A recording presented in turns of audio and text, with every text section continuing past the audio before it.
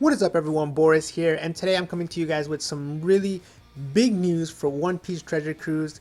There is a major update coming out tomorrow night, which is going to introduce a lot of very interesting things, some things that we've never seen before in the game.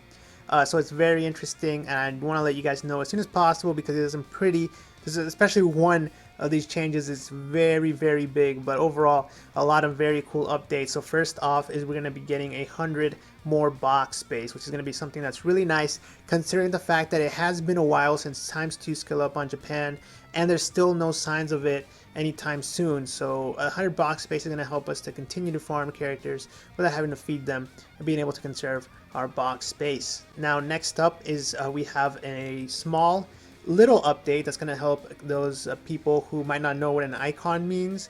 Every icon or buff or even debuff will now be able to be tapped on to get a description of what that means.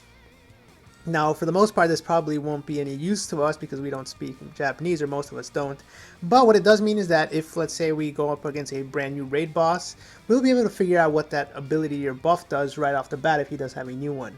So overall, not a big change for most people who can't speak Japanese, but still a nice change that's going to help us be able to figure out what bosses do more quickly.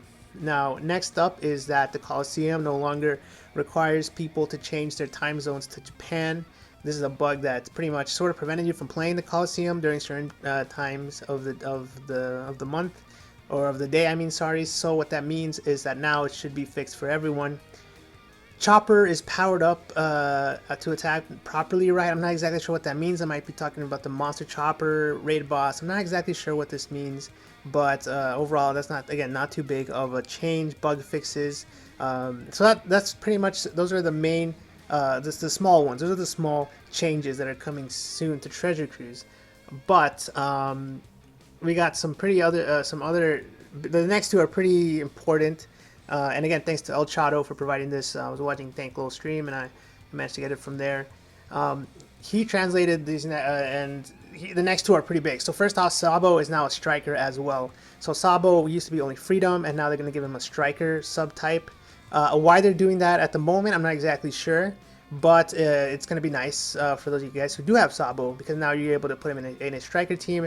And striker teams have pretty ridiculous teams now with Sabo included in there, because you have Raikuyo, you have things like what's his name, Squardo, which you can get skill books for now, Rouge. You have some pretty very strong units that you can use in that team. And most important, and what you guys probably watching the video for, is that Sengoku got a major buff. This might be the first time ever in Treasure Cruise that a character has gotten buffed.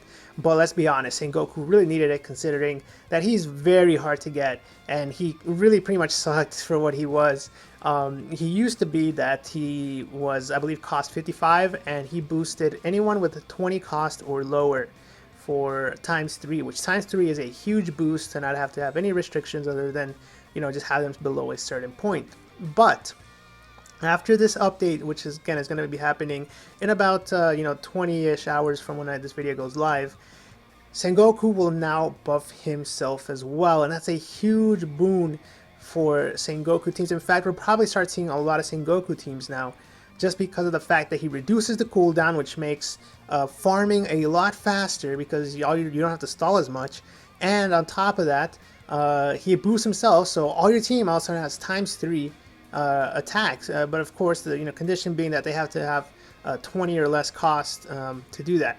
Now, what I would love to see happen here is that the buggy ship also get at some point changed so that it boosts Sengoku as well as 20 costs or lower, because at the moment the buggy ship really has no use, since sure, it'll buff the guys that aren't Sengoku by 1.5 attack and 1.4 health, but Sengoku himself won't get buffed, so it's sort of like you're still missing out on damage there.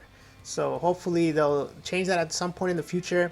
And then the other interesting thing to note would be is if we're ever going to get this on global. I mean, a lot of people have Sengoku on global, and this would be an amazing way to boost him. This actually changed a lot of things on global, so I'm not sure if they're going to do this yet or not. It might be too overpowered on global at the moment, but still, I'm excited because I have Sengoku on Japan. I've had him on Japan for a long time, and I've never ever used them, so hopefully I'll be able to use them now, and I probably will, to be honest. Again, the fact that he reduces, you pretty much, I think, start with 4 less cooldown. I think it's 2 per Sengoku, so Golden Pound Usopp, you're starting at 6 turns. I mean, this is pretty crazy. So one last thing, sorry, that I forgot to mention is that there's this weird condition that happens with characters like Hawkins Coliseum or the Kuma Raid Boss, which would freeze your game. Those bugs have also been fixed.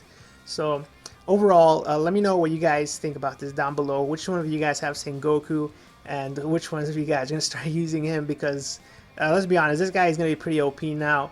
He's not going to be, you know, I still don't put him in the top 3. Maybe he's top 3, but I still don't put him in the top 3. But he's still pretty good. The fact that you do have to use units that cost 20 or lower means that for the most part, it's going to be pretty tough to put a team together. But when you do, it's going to be pretty good. So let me know down below what you guys think about these changes, and let me know if you guys, what are your guys' thoughts on maybe if we're able to get this on global or not. So yeah, I'm interested to see what you guys think. Make sure to subscribe for more Treasure Cruise news. And with that said, guys, thanks a lot for watching, and until next time, peace.